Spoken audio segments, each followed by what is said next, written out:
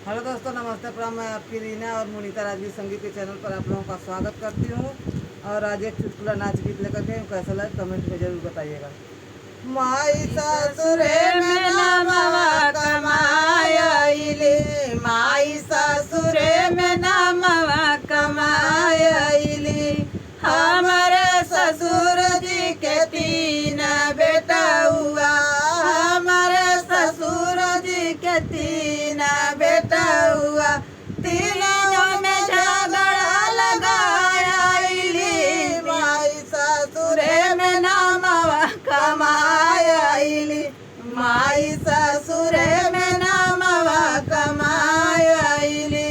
तीनों में झगड़ा लगायली, माई ससुरे में नामवा कमायली, माई ससुरे में नामवा कमायली। सास ससुर के कदर नाही कैली, कदर नाही कैली, कदर नाही कैली। ननदी के ससुर पटायली, माई ससुरे में नामवा कमायली, माई ससुरे में नामवा कमायली।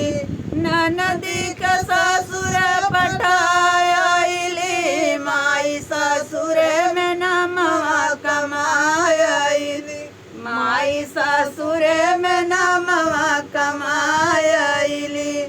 जेठ जेठान कदर न कैली, जेठ जेठानी कदर नाही कैली।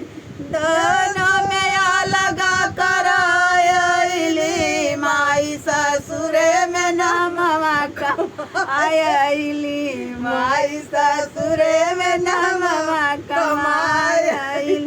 दोनों में